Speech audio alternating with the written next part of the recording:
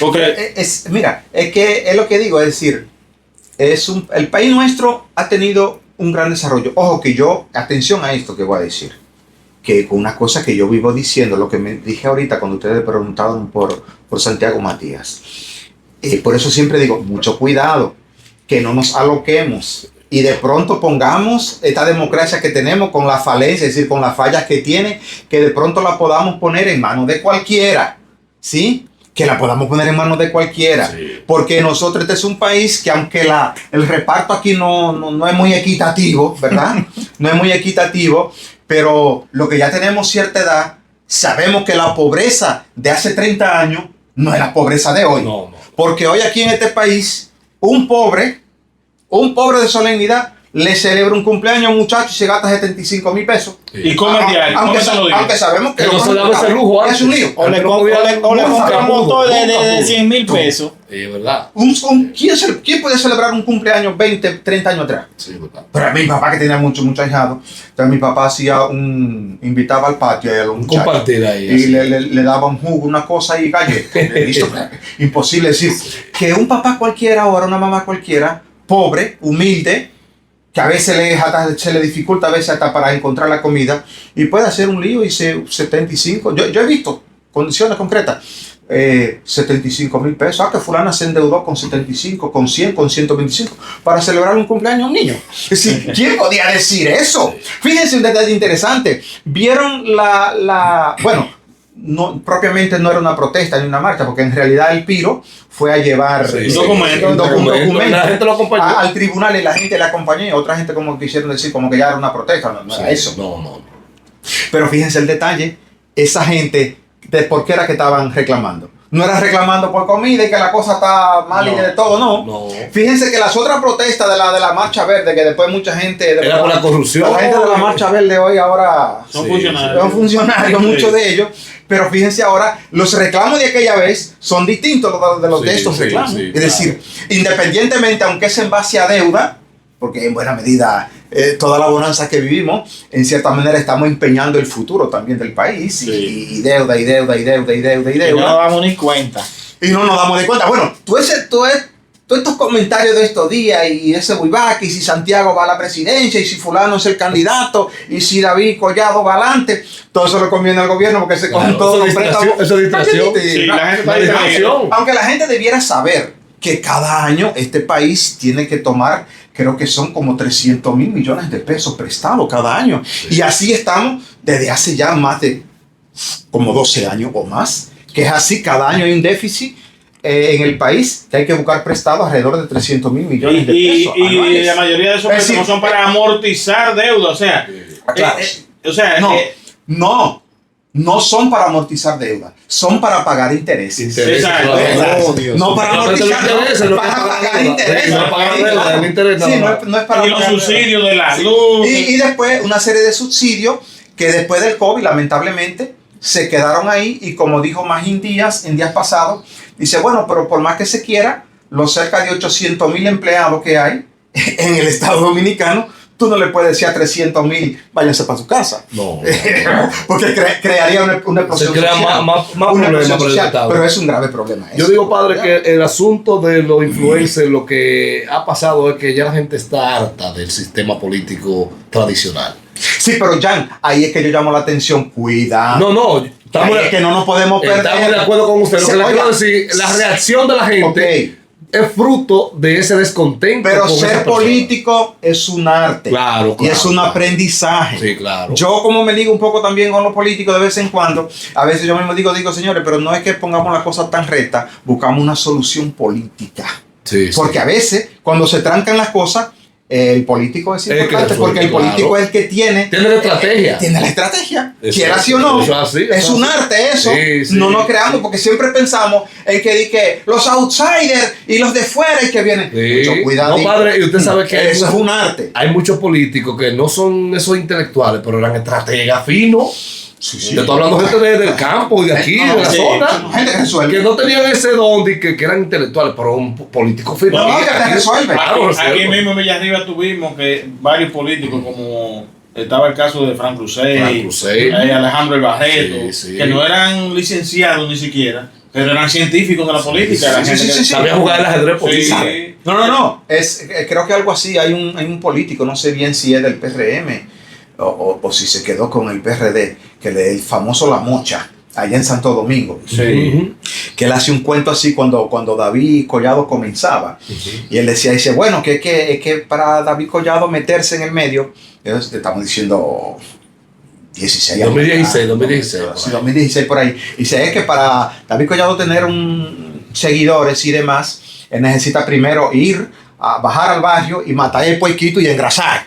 Darse un baño de puerco. Darse un baño de Sí, pero hay que engrasar. Es decir, porque por ejemplo, el que es dirigente político que ha creado su figura a puro coñazo, no es lo mismo que el político que no se ha fogueado. Si ese viene, tiene que matar el puerquito y engrasar primero. Sí. Porque tú no puedes ir a la casa de fulano y decir, fulano, que vamos aquí a visitar a ver unos cuantos compañeros y demás. Dice, ¿por aquí no se ha desayunado? Dice la mucha, aquí no se ha desayunado. Aquí no hay ni café. ¿Con qué fuerza? Si tú vas y no tienes esos 200 pesos que se para el café. 200 no. No, para el café, solamente para el café. Porque tiene que ser como Monseñor Moya, que está vivo todavía, muy lúcido. Sí. Monseñor Moya tenía dinero en varios bolsillos. Y sabía de qué. Llegaba alguien y dice, ajá, ¿y qué es lo que tú necesitas? Tal cosa. Entonces él calculaba y decía, caramba. Casualmente tengo eso aquí. Pues yo no me quedan 70 pesos aquí. Toma 20. Dependiendo de la necesidad. Él sacaba el bolsillo. Sí. Entonces, es decir, en pocas palabras, hay unas técnicas, hay un arte, para decirlo así, de manera más fina, hay un arte de la política que eso se aprende. No, claro. Entonces, cuidado. El estar pensando siempre en que venga un outsider, no es que no puede venir un outsider. Pero hay que tener mucho ojo para eso. Cuidado con eso. Ojo clínico. No podemos equivocar y este país vive hasta cierto punto un cierto nivel de bonanza, de paz, de orden, de tranquilidad. Porque si no tuviéramos ese orden y cierta certeza jurídica, no tuviéramos todas las inversiones que tenemos. Aquí de los países de América Latina, uno de los mejores países que tiene, digamos, la vara más alta a la hora de invertir es este. No hay que total la seguridad jurídica, pero hay un cierto nivel de confianza, de confianza. Se confía en nosotros. De invertir, claro. A pesar de que tenemos los políticos que tenemos y que acá rato decimos muchísimas cosas. Pero el sistema da confianza para invertir. Pero hay una confianza, cuidado. Eso no lo podemos perder. Uno de los que más confianza. Hay un Estado de Derecho que funciona. Porque si mañana lo perdiéramos y tuviéramos tenemos que mirarlo en el espejo de Venezuela. Que volver a salir. Desnortado de aquí sería un asunto muy triste. Tuvo que salir más de 8 millones de personas. Entonces, cuidado con eso. A mí se me con $8. Tú sabías, Sonia, que por ejemplo siempre queremos compararnos o quisiéramos tener un Bukele, pero lo que mucha gente no entiende es que Bukele, antes de ser presidente, fue alcalde. Él hizo... Tuvo una trayectoria. Tuvo un proceso y él fue eficiente desde cuando fue alcalde y él lo aplicó de que llegó a la presidencia. Un proceso. Entonces la gente que Bukele, no solo de la noche a la mañana que salió. Tiene que tener una estructura que lo respalde. Yo pienso que cada país, cada pueblo, es decir, cuando se toman medidas, no todas las recetas sirven para todos los lugares. ¿Ya? No todas las recetas. Eso es lo mismo que cuando hablamos de educación y demás. No todas las recetas. Porque allí tal receta funcionó. No, porque, por ejemplo, nuestro pueblo tiene su propia mentalidad, su propia idiosincrasia. No es que estamos cerrados, digamos, a otras perspectivas que son importantes. Hoy en un mundo globalizado como es y que todo es instantáneo, no podemos estar cerrados ni modo. Todo incluso lo que nos favorece a día de hoy es la gran apertura de nuestro país, pero también nosotros tenemos nuestra manera de ser, nuestra idiosincrasia, nuestra mentalidad, lo que somos como dominicanos. Era como la discusión, creo que era, no recuerdo cómo se llama, la socióloga, politóloga, doña Rosario Espinal, que ella cuenta el cuento aquel que iba cruzando por ahí en la 185 y San Nicolás, y entonces alguien le dice a una dominicana, ¿tú eres afroamericana? Y dice la afroamericana, no, yo no soy afroamericana, no, yo soy dominicana. Y entonces la discusión no podía entender el otro que decían, no, que tú eres afroamericano. Dicen, no, que yo soy, sí, pero mira, tú tienes los cabellos malos, tú eres negra. Entonces, dicen, no, pero yo no soy afroamericana, yo soy dominicana. Entonces, Rosario Espinal dice algo así como que el dominicano es una categoría particular, especial. Tiene su sello de identidad. Tiene su sello particular, punto. No hay vuelta con eso. Padre, hace un rato tomamos accidentalmente, o no sé, tomamos el tema de lo que es la educación. Entonces, yo me quedé con esa pregunta. Disculpen que volvimos atrás, pero me quedé con esa pregunta. Según usted, por el camino que va la educación, ¿dónde usted ve el futuro del país en cuanto a educación de aquí a más o menos 10 años? 10 años, 15 años. Voy a ser de ave de mal agüero. No veo posibilidades. Yo con augurio. No lo veo con augurio. Porque es que el sistema tiene un grave problema. Yo podré estar equivocado.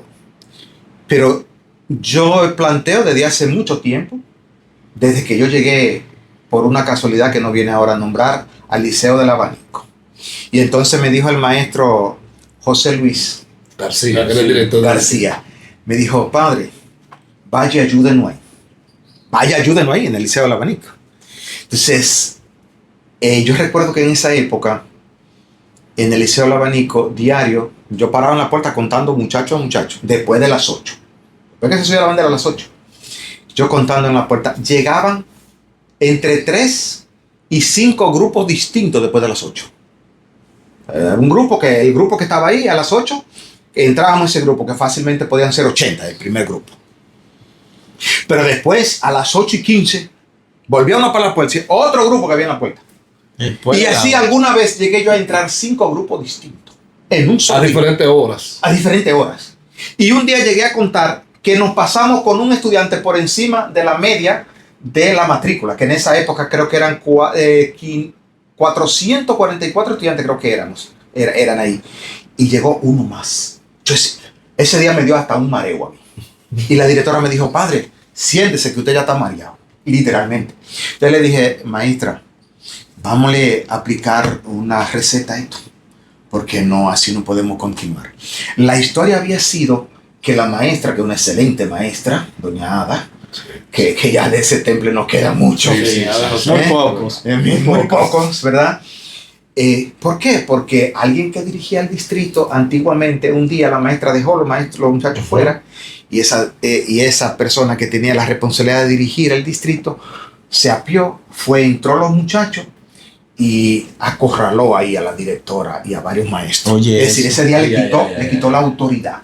Pero el detalle a lo que voy, Osi, que ahí comenzamos, que el promedio diario eran 146 muchachos. O sea, el día que llegaban menos, llegaban 146. Ese era el promedio diario. Ojo, que yo conservo todavía las notas.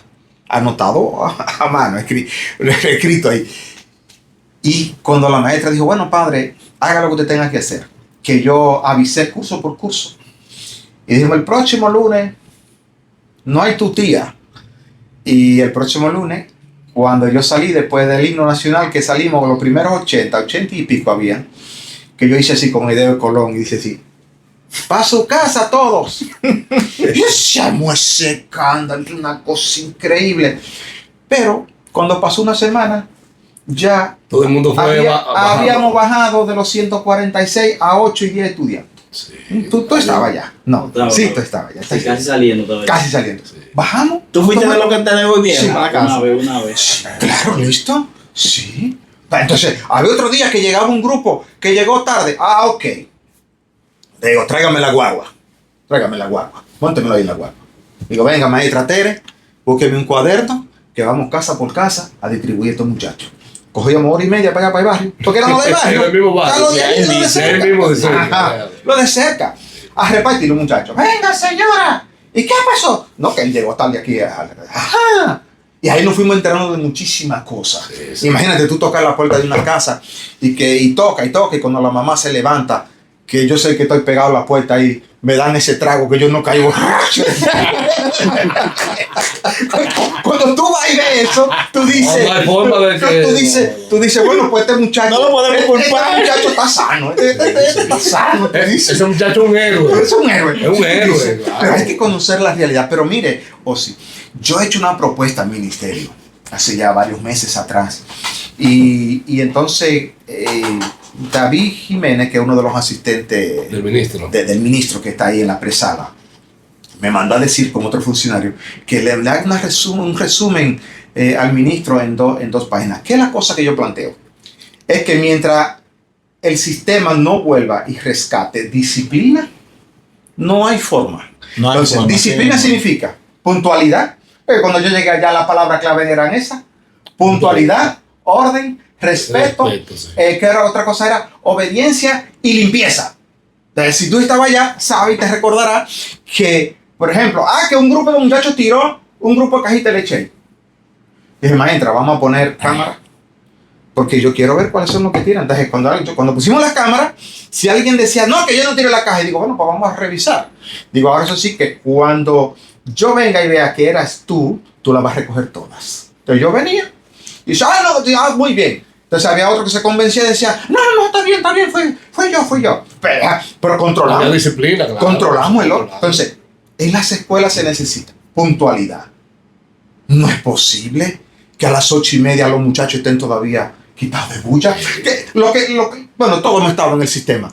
¿Qué significa cuando un muchacho llega a las 8:10, 8:15, 8:05, 8:20? No, es que interrumpe la clase. El maestro tiene que volver a comenzar. Distrae a los que ya están ahí. Pero mira lo bonito. Las malas reglas. Oye, ahora el muchacho llega. Y el muchacho llega con un pote de agua, de jugo, una merienda y a comer. Él dice, no, le dice a la maestra, no, pues déjeme desayunar, que yo no me he desayunado. Así.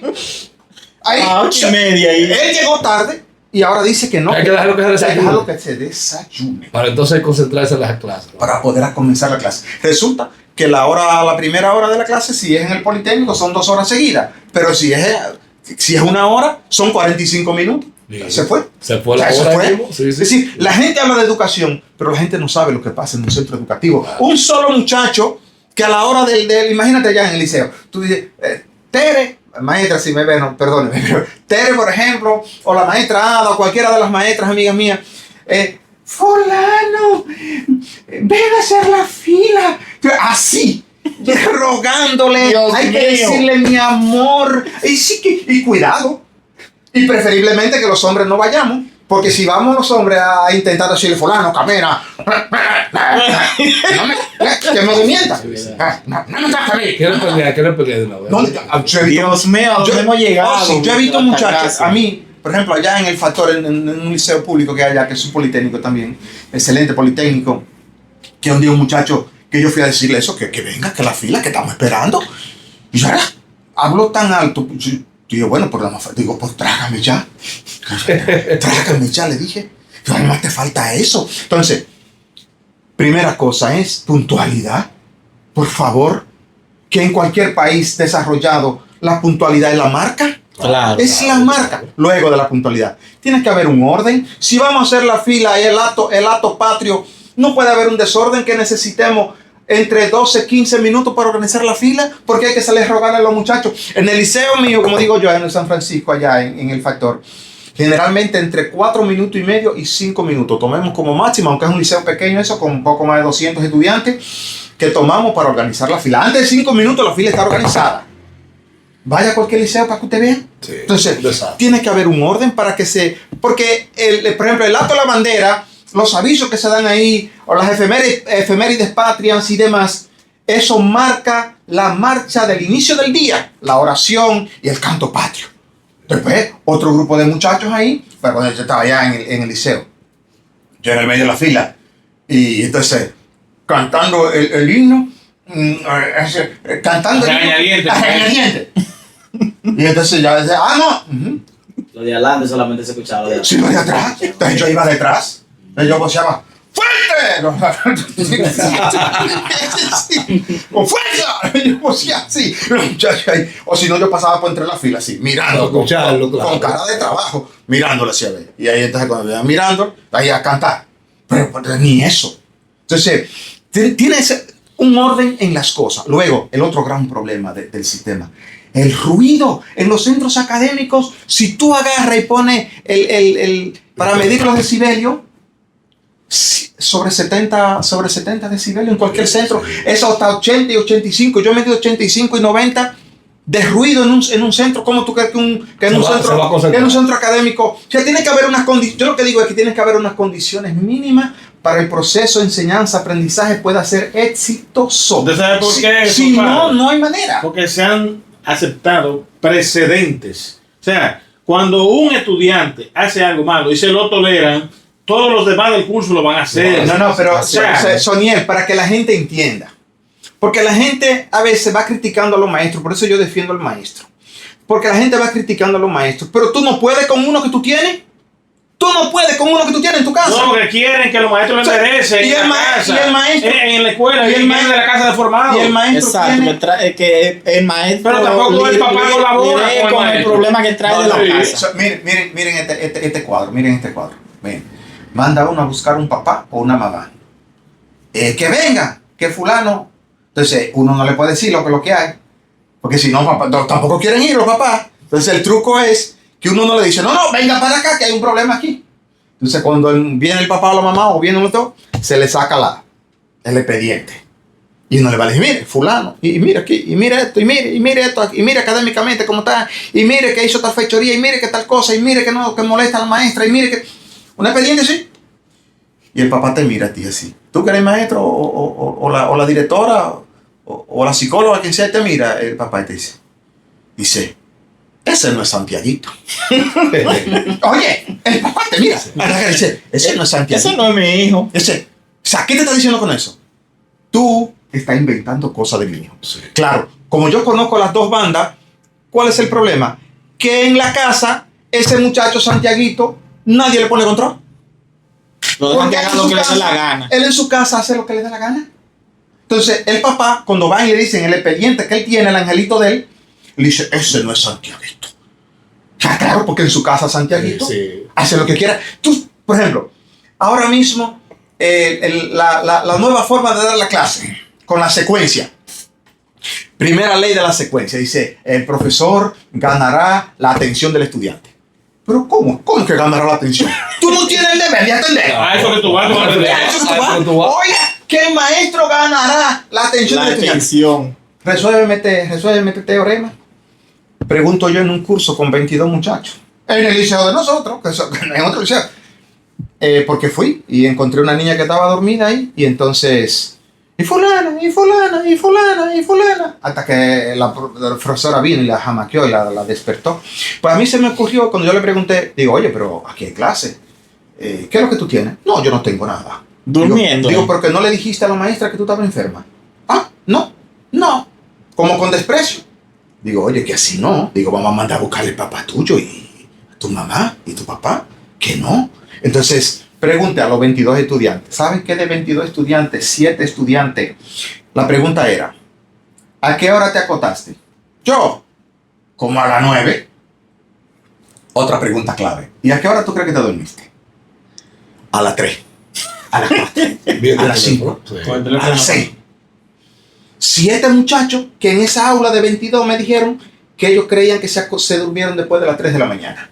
O sea, yo quiero que tú me digas, Osi, qué maestro o qué payaso, porque ese es el otro gran problema, que el sistema cree que a veces que el maestro es como un payaso para tener felices a los estudiantes. Entonces, dime si tú puedes mantener la atención de un muchacho que se durmió después de las 3 de la mañana.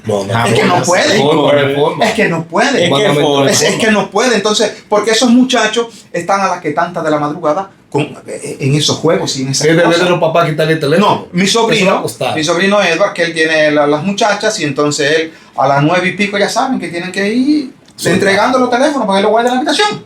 Entonces, ese es el gran problema. O si después yo le agregaría a eso, el otro gran problema es lectoescritura y comprensión. Es decir, lectura, escritura y comprensión. Allá en el liceo, y eso lo pruebo en todas las escuelas donde voy, por diversos motivos, en un aula que yo entro, creo que era un tercero en ese momento, un profesor me dijo, padre, agárreme el curso un momentito para yo pasar al baño. Y yo voy y pregunto, ¿y qué es lo que ustedes estaban dando aquí? Aquí estábamos teniendo la bibliografía de François Duvalier, el dictador haitiano. Sí, Papado. Entonces, digo, ¿cómo? ¿La qué? La bibliografía, digo, o sea, del tercero, que antes lo que era primero antes. O sea, que este señor que Papado escribió muchísimos libros. Y se queda otro pensando así, dice, espérese, padre, que la biografía, digo, bueno. Digo, porque de la bibliografía a la biografía hay distancia. Sí. Oiga el detalle. Digo, pues venga para acá a exponerme usted, venga, exponga usted. Y se para una muchacha. Y digo, no, pero no es que me lea, es que me exponga. Que diga lo que tú entendiste. Es lo que tú entendiste. No había, digo, pues léelo. Y cuando lo va leyendo, de pronto dice, ¿qué acabo? Digo, pero como que quedó cortada la lectura. Dice, no, porque cuando yo estaba el paquetico se me acabó.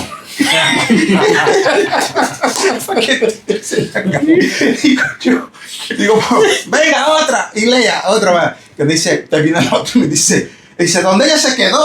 Ahí arranqué yo. O sea que ya copió en el mismo sitio, sí, en la misma plataforma, o sea, en la Wikipedia, en el mismo sitio copiar. Óiganme esto, amigo, para resumir. Entonces, la pregunta, después de 7 lecturas, hasta yo tuve que leer, porque la pregunta era, ¿por qué finalmente la comunidad internacional declaró a François Duvalier en el 1964, lo declaró como un dictador? Y ahí está todo. Entonces dice uno, y para colmo ese muchacho no tenía ni nacimiento. Estaba en tercero, dice él. Bueno, padre, yo creo que fue que él violó la Constitución. Digo, entonces, ¿cuál es la palabra correcta? Es decir, él entró en un proceso ¿de qué? De inconstitucionalidad. No podían pronunciar los muchachos inconstitucionalidad. Eran 39 muchachos en ese curso. Uno por uno yo pregunté, diga conmigo, repita conmigo, inconstitucionalidad. Como 8 muchachos pudieron decir de manera correcta inconstitucionalidad, la palabra. Es decir, que un muchacho en primero, no sabe hablar, que ahora es tercero, es decir, no sabe leer, no sabe escribir. Yo tengo una famosa 100 palabras que yo cuando los muchachos, allá en el liceo mío, cuando algunos se quedan fuera, yo agarro y digo, pues se quedaron fuera unos cuantos, llegaron tales después de las 7:45. Yo agarro y le edito 60 y yo se las corrijo de una vez. Tú sabes lo que es que un muchacho, que solo 3 muchachos me pueden escribir más del 50% de 60 palabras correctas y el resto, el promedio eran 13 palabras correctas de 60. Wow. Muchacho que estaba en cuarto. En cuarto. No saben En cuarto. O sea, en el cuarto de ahora, que era segundo antes. En cuarto. Todos esos cursos que han pasado, padre, esos son... Entonces, perdón, para terminar la idea. Lectura, escritura y comprensión. Yo fuera el ministro claramente, y yo tomaré este nuevo año para que los 2 primeros meses no haya otra cosa que no sea machaque de lectura. Sí. Machaque de lectura. Yo voy a decir algo. Yo me gradué en el liceo ya. Y yo aprendí a escribir y a leer un poquito mejor después que salí de ahí. Jodiendo con la computadora y jodiendo con vainas. Mira. Entonces, pronunciar palabras mejor. Pronunciar palabras mejor. ¿Por qué? Porque entonces, y sobre todo después de la pandemia, la promoción automática del estudiante.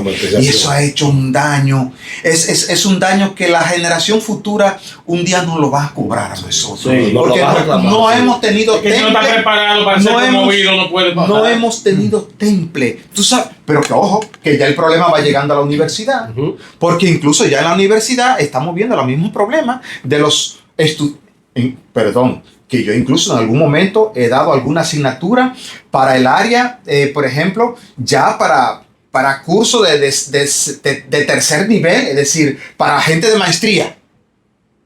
Y yo agarrar en un curso de maestría con 20, 30 estudiantes, profesores la mayoría y profesionales, y que no me sepa leer. Pero ¿qué es lo que le iba a decir? Que no me sepa escribir. Que es más grave. Que si hay profesores y hay abogados que no saben leer ni saben escribir. Ese es otro problema también, que está nombrando a muchas personas, muchos profesores y profesoras. No, es que no cogen un libro jamás tampoco. Que no saben de letra. Mira, no tienen educación tampoco. Pero mira el detalle aquí donde está. Míralo, aquí lo dijo.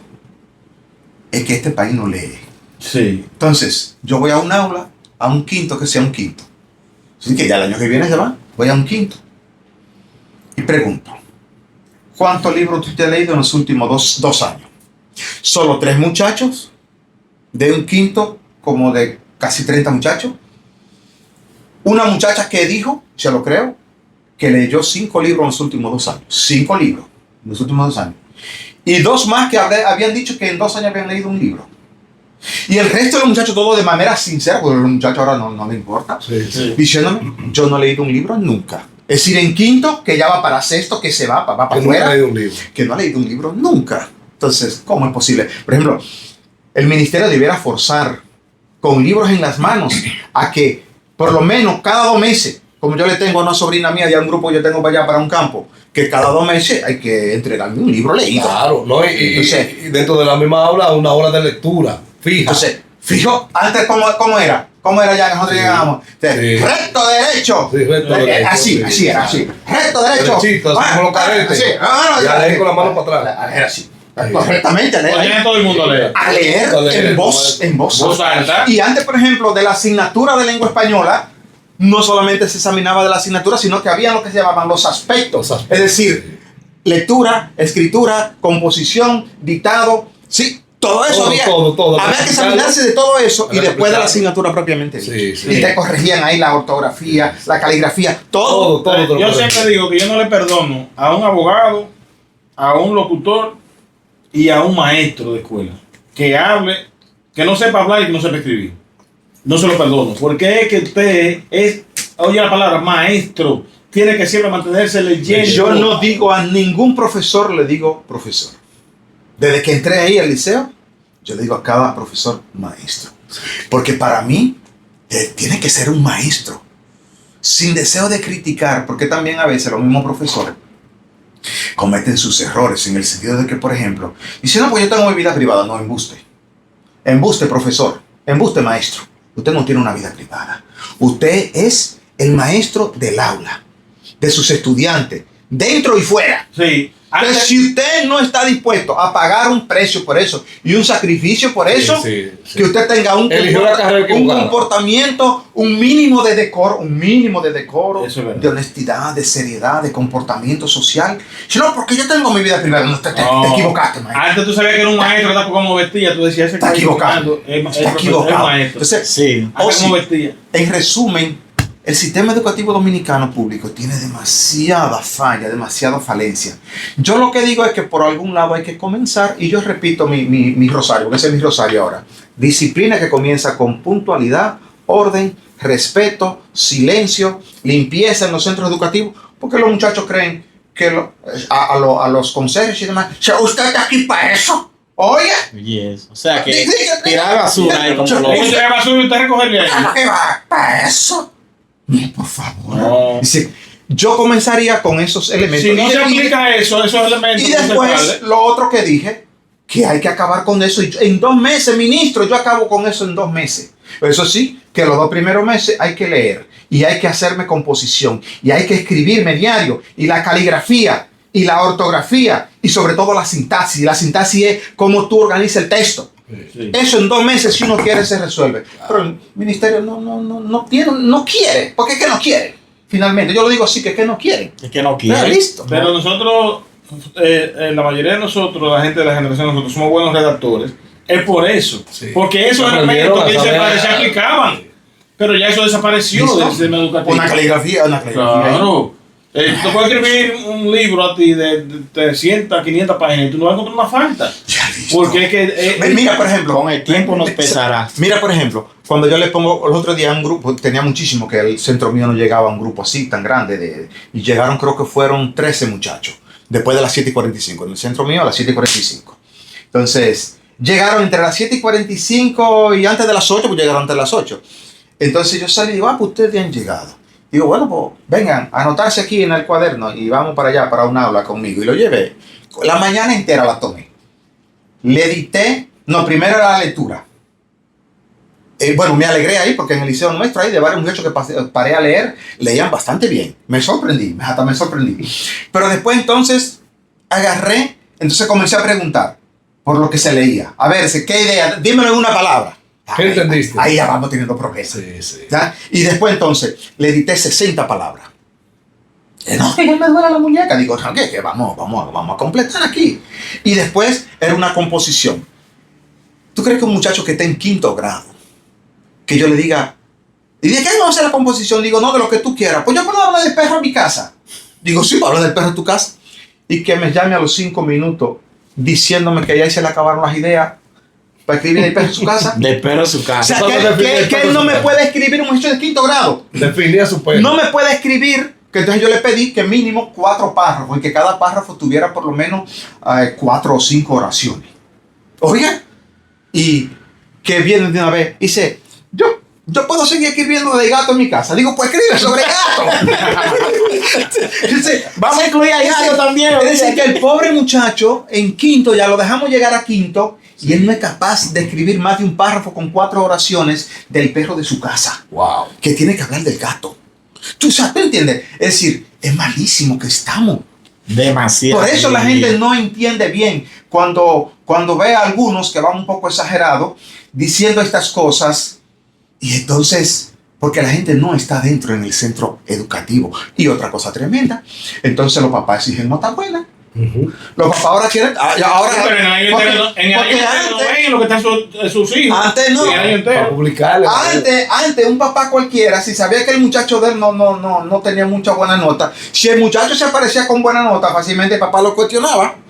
Pero ahora no, los papás van a reclamarle al maestro. Se van al distrito. Sí. Y el distrito viene con una turba de técnicos que me desmientan.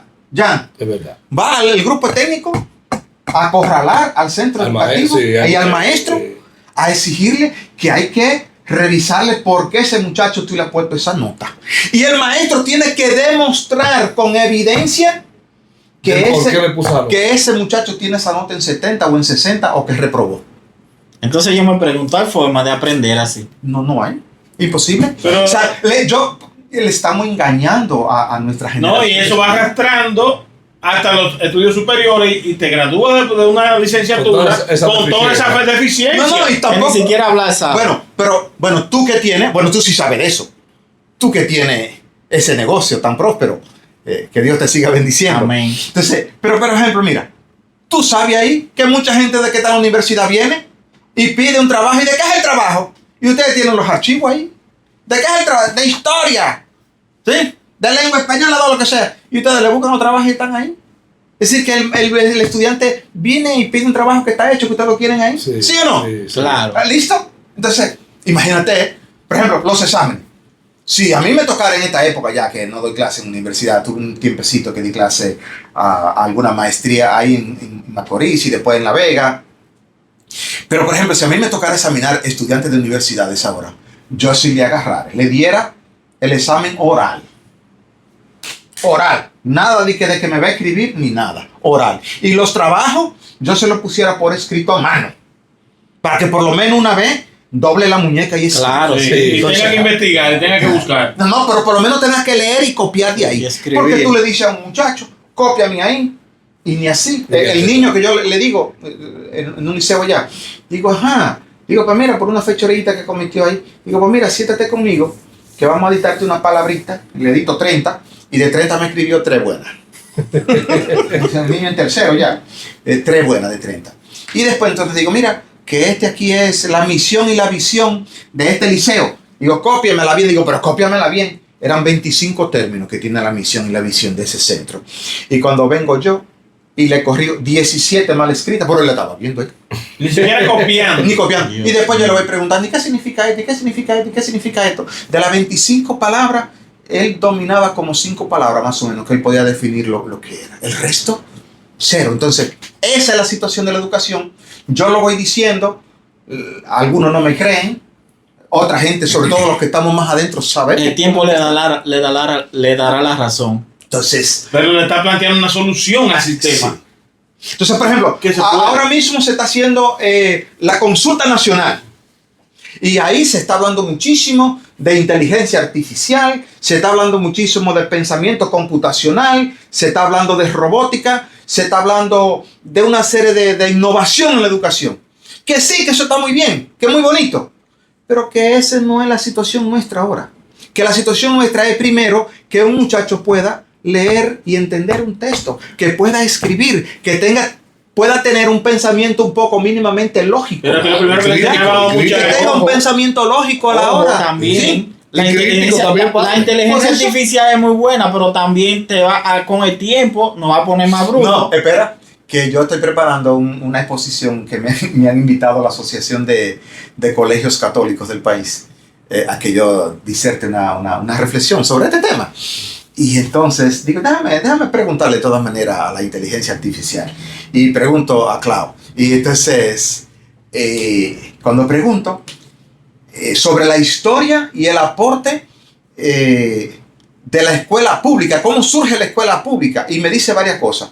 Y cuando hago así que miro el texto, voy mirando el texto, digo, oh, qué extraño, que no aparece aquí San José de Calasanz en el siglo XVI, XVII. Y vuelvo y le pregunto a la inteligencia, digo, entonces así me lo dije, digo, qué extraño que no aparece San José de Calasanz. Dice, me responde la inteligencia, dice, grave error, porque ciertamente es de los pioneros, y entonces me da una explicación. Es decir, lo vio primero. O sea, el mismo problema. Sí, es decir, que a veces la inteligencia artificial nosotros nos creemos que te va a resolver todo. Te va a resolver todo. No es así. Además, si tú miras la inteligencia artificial, siempre abajo te dice, recuerde que esto es una inteligencia artificial y que puede fallar. Sí, o sea, claro. te dice claramente. Claro. Pero imagínate tú ahora que todo se quiere hacer de inteligencia artificial. Y todo es el problema. Las mismas cosas. Pero hay un asunto importante. Si tú no sabes hacer las preguntas correctas, sí, hay que saber y las preguntas adecuadas, porque un gran problema de la inteligencia artificial es sobre todo entender lo que se llama el pensamiento complejo. Es decir, no es lo mismo cuando tú haces preguntas sencillas a la inteligencia artificial o con cierto grado de logicidad y de complejidad, a que tú hagas una pregunta de carácter más, digamos así, filosófica, profunda. ¿Ya? Y sobre todo cuando tiene que ver con aspectos de reflexión sobre el ser humano. O sea, oye, ahí la inteligencia artificial todavía no llega mucho para allá todavía. Claro. Entonces, ¿qué va a pasar? Cuidado. Como el teléfono. El teléfono, por ejemplo, ya después de los teléfonos, ya tú no te grabas un número. Te dan un número y al segundo. Francamente, yo reconozco que ya yo no recuerdo los números. No. Lo mismo va a pasar con la inteligencia artificial. Porque ya no se usa. Está todo ahí. Sí, se lo vamos a dejar todo a la inteligencia artificial. Y el cerebro se nos va a ir poniendo jaragán, hasta que nos vamos a volver. Por eso tenemos, y qué bueno que sea uno de los nuestros, que esté planteando una solución a la problemática que existe en el sistema educativo. Pero recuerda lo que dice, que tenemos que volver al principio, lo que dice el padre Norberto. Él habla, la gente, el estudiantado, primero, a veces antes de entrar al primero de primaria, en tu casa, tus hermanos mayores, tu papá te enseñaba a leer y a escribir. Fácilmente. Y los números del 1 al 1000 tenía que saber del 1 al 100. Entonces el muchacho lo ponía a la escuela, como te dice, derechito, a leer. Porque tenía que aprender a leer y a escribir, que era la base de la aprendizaje. Había un orden de las cosas. Claro. Ya no. Mucha gente dice, no, que ya no necesitamos eso porque toda esa información está ahí, está la inteligencia artificial.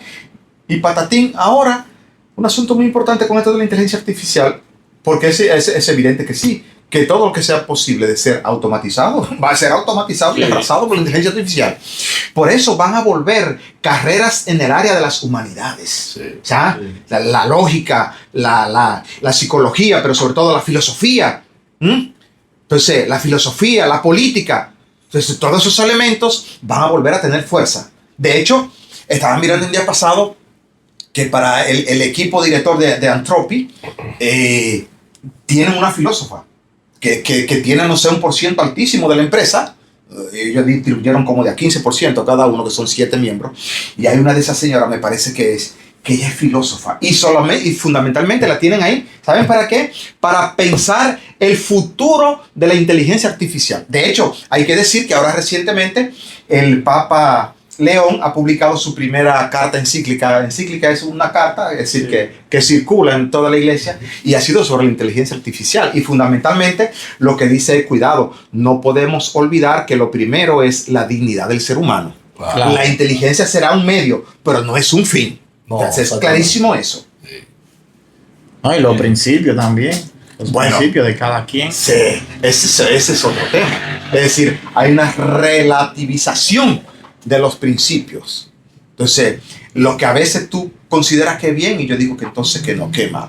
Bueno, pero el bien es o no es, ¿verdad? O la belleza es o no es. O la bondad que he dicho, los 3 principios básicos: belleza, verdad y bondad. Claro. O sea, no puede decir que, no, porque yo tengo, ahora por ejemplo, en el ambiente del arte, el arte más miserable y más rústico que el de esta época. Es una cosa increíble. Dice, no, porque fulano ahora dice, el artista tal puso un plátano ahí maduro, un guineo maduro ahí, y dice que ahora ese cuadro vale $20,000. O que el otro vino y cogió una cubeta y así, ¡pah! Y dice, no, que ahora ese cuadro vale... Por favor, que eso es un arte feo y ridículo. Claro, Eso es un arte feo y ridículo. Sí. Y así también en otras áreas. Y si tú te vas al ámbito de la verdad, ¿qué es la verdad? Bueno, la discusión de Pilato y Jesús. Jesús. ¿Qué es la verdad? ¿Sí? Porque esa es otra cosa también. La verdad se retuerce ahora. Y cuando tú crees que está adelante, la pone detrás. Por ejemplo, la rebelión del ser humano de esta época contra la realidad dada del cuerpo, de la naturaleza del cuerpo. ¿Tú te imaginas? Que tú ahora puedes decir, sin quitarte la gorra y los lentes y todo tu atuendo, decir que eres una señora. Y que además hay que aceptar bueno, y que para respetarte que bueno, que tú eres una señora. Listo. Es decir, la rebelión del hombre, decía el Papa Benedicto, la rebelión del hombre contra la propia condición humana. Pensé que a ese nivel hemos llegado. Sí, estamos, ¿verdad? A ese nivel estamos. No, y otra cosa también fundamental para la familia, para la educación, es la integración de la familia, porque dijo José Mujica que a la escuela vamos a aprender matemáticas, sociales, naturales. Las asignaturas. Debe ser la educación que primar en la familia. Que es el caso que Norberto planteó de que empezamos, que antes había respeto. Y no nos atrevíamos a no cumplir. Es que, bueno, creo que vi el día pasado a Ricardo Arjona con un clip de eso que se ha hecho viral, un cortecito. Él hablando precisamente, pues ya somos de otra edad. Entonces dice Arjona algo así. Dice, en mi casa, mi madre decía, eso es así, ni que yo esté equivocado. Aunque esté equivocado, dice, es así. O sea, tú vas a tener razón aquí cuando tú traigas y aportes aquí en esta casa. Entonces tú vas, si yo digo que eso es blanco y es negro, no es blanco. Y pero en cuanto a lo que dice Jan, es que la familia no está colaborando. Cuando usted dice que el hogar no se está colaborando, que la persona le dice, pero ese no es Santiaguito, mijo. Es que no está colaborando con la educación de ese muchacho. Los maestros lo están formando, pero vienen deformados de la casa. Bueno, perdón, que es el otro gran problema. Que ahora la escuela y el sistema público dominicano quiere echarle encima al maestro también la responsabilidad de crear los muchachos. Sí, de criar los muchachos. Cuando ni siquiera puede darle un consejo. No. Está bien, pero quiere que el maestro lo enderece, pero también el sistema castiga al maestro. Le dije a una maestra, si usted ve esto, no se sienta mal conmigo. Me dijo una maestra en tiempo atrás, padre, porque nosotros queremos que el muchacho mío vaya para allá, para el centro suyo. Digo, maestra, es complicado.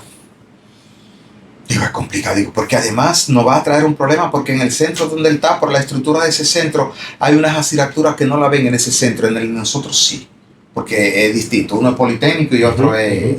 Centro secundario normal. Sí, normal, como dice la gente. Usted es un problema, maestra. Le dice, sí, pero mira, pero maestra, pero ya ese muchacho es un solo año que le falta ya para salir, que termine ahí. Dice, sí, no, pero mire... pero dígame en realidad qué es lo que usted quiere. Dice, a ver si allá en el centro suyo por lo menos coge algo. Digo, maestra, permítame ser sincero, pero usted sabe cuál es la situación que usted tiene ya. Digo, ya el muchacho se le fue de la mano, maestra.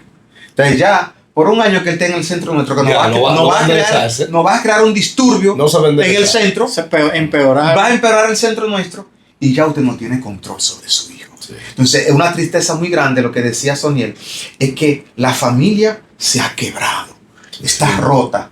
Y, sobre todo, lamentablemente, las familias que ya son familias como son, fundamentalmente familias monoparentales, es decir, donde está solo papá o donde está solo mamá. En la gran mayoría de los casos, mamá. Y eso necesariamente crea un desequilibrio de vida en los niños que van subiendo, quieras o no, porque es necesaria la presencia de papá y de mamá en la vida de un ser humano que está subiendo y que está aprendiendo. Que siempre el papá es el que implanta el respeto y él sí anda un poco de miedo. Sí, claro. La mamá es para dar más cariño, son más cosas, tú sabes, ¿no? Entonces el muchacho ve al papá. No te preocupes, sigue ahí, que cuando llegue tu papá yo lo voy a decir. Es que la figura es necesaria, la figura es necesaria. Eso también ha tenido mucho que ver también en lo que es la educación. Pero nos quejamos, pero espérate, eso es parte de la misma educación. La involución que vamos teniendo y que ya nos quejamos de la delincuencia, de las drogas, de esas cosas, pero todo eso viene de ahí. Porque le permitimos a los niños, ahora un muchachito de 12 años, tú vas al parque y lo encuentras ahí en la calle y los papás no saben dónde andan esos muchachos. Pero miren un detalle, por ejemplo, vi un comentario de Manuel Cruz, que está en el Sol de la Mañana, que me pareció muy atinado y que felicito. Yo siempre sigo aquí varios programas, siempre voy mirando. Sí. Manuel Cruz estaba haciendo un comentario hace 2 o 3 días con el tema del joven que asesinaron ahí en Herrera. Sí. Entonces, es una puntualización. Sí, una puntualización diciendo Manuel, dice que estamos quejándonos y reclamando, porque ese policía es el fruto de los que estamos produciendo. Sí. Porque ese policía, dice Manuel, no vino de otro sitio. Ese de nuestro. ¿Vino de esa viva de composición? Viene de ahí. O sea, viene de ahí. Es decir, toda la violencia que tenemos, o la delincuencia, o el comportamiento de los hijos hoy, eso es lo que estamos produciendo. Sí. ¿Entendés? Entonces, no es nada nuevo. No es nada nuevo. En una ocasión, padre, yo me reuní con una persona que vendía estupefacientes, pero su familia, su papá, su hermano, eran gente muy seria. Y yo fui a su casa. Y cuando varias personas me vieron ahí, me preguntaron que qué yo hacía ahí. ¿Qué buscaba ahí? Y yo le dije, bueno, yo fui a hablar con esa persona, a darle un consejo. Todavía Villarriba estaba un poco virgen en ese sentido. Los pueblos que se dejan arropar por esas cosas, como Asua, que llegó un momento que se le fue de la mano a las autoridades.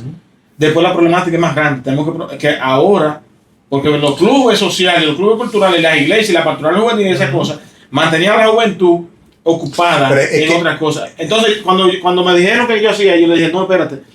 Yo podía ir a hablar con esa persona porque yo tengo moral y autoridad para eso. ¿Por qué? Él no podía decirme, no me hable de eso, porque tú no puedes decirme nada porque tú también la usas, o tú también la vendes. Entonces, esa persona, después que yo hablé con esa persona, lloró, y dejó eso. Se retiró y se puso a hacer otro negocio.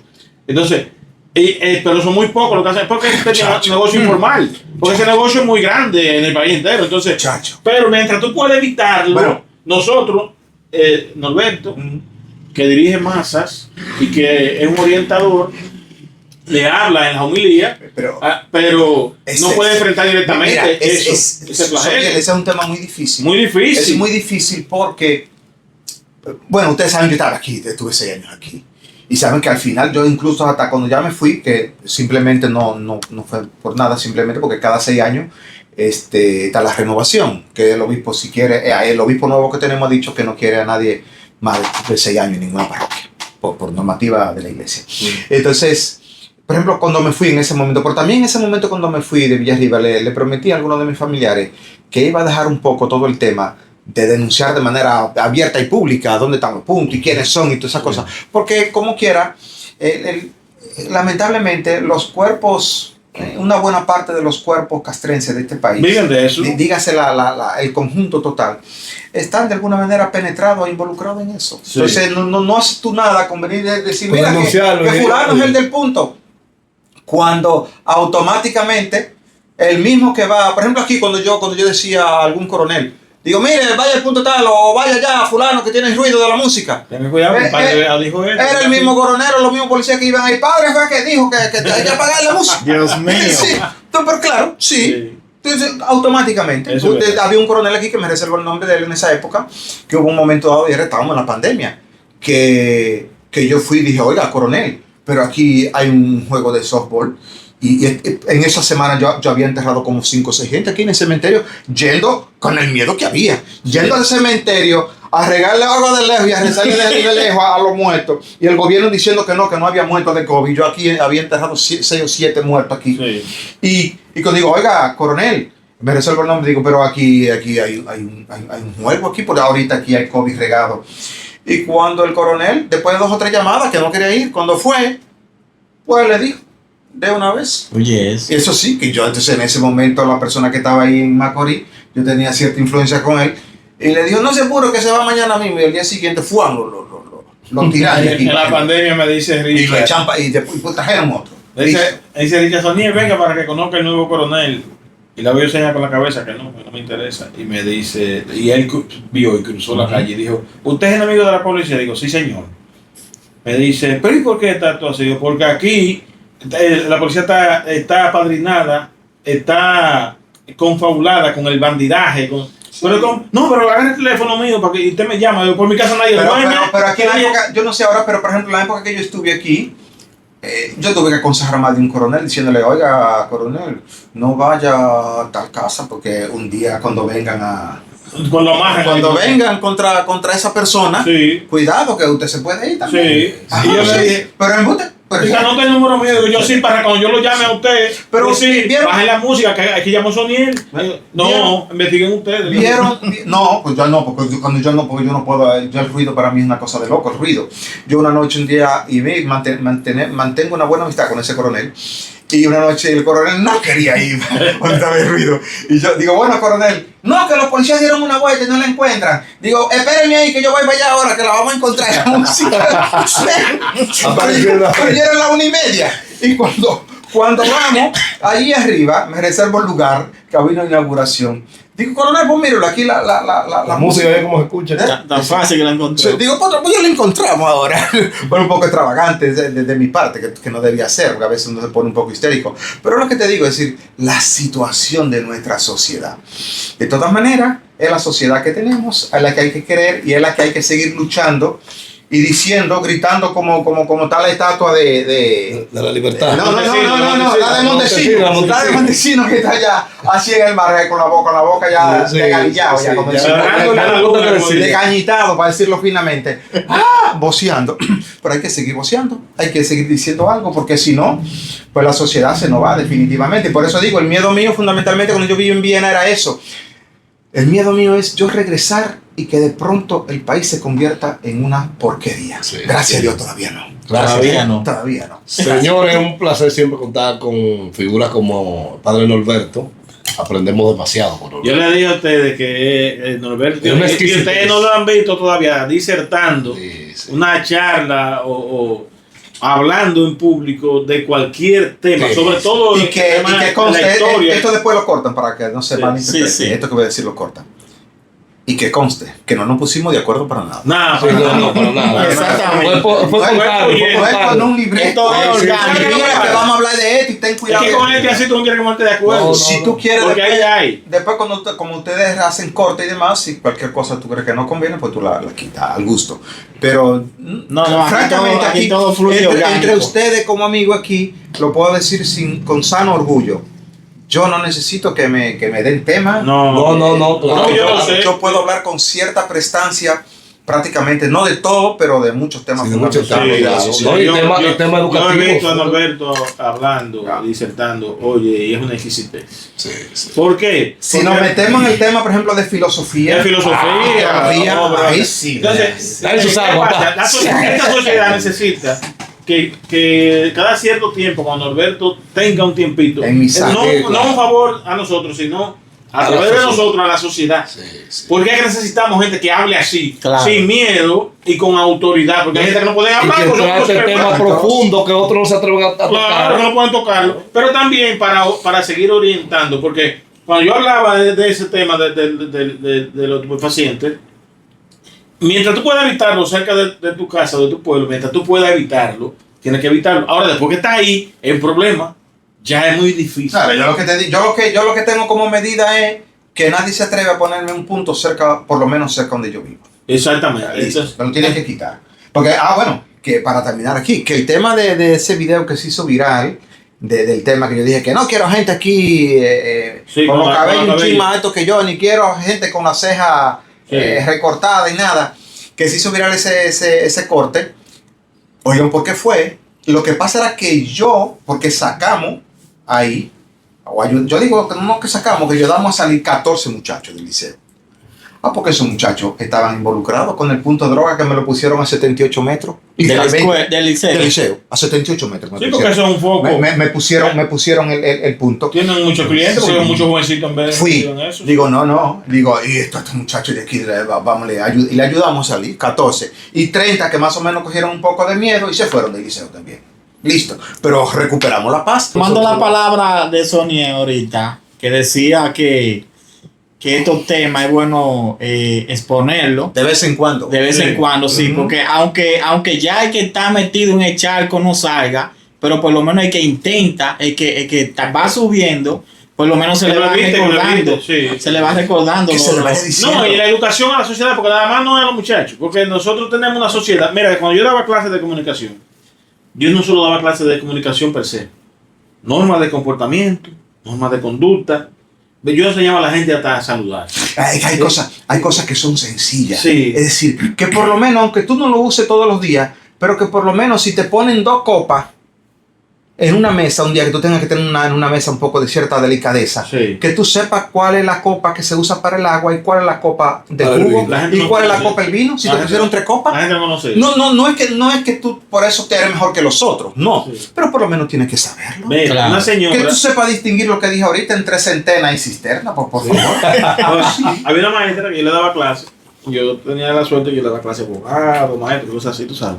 Y una señora, yo en una clase, yo le hablaba de ellos de cuando una persona está muy violenta, tú le dices, no, está bien, excúsame, aunque tú tengas la razón.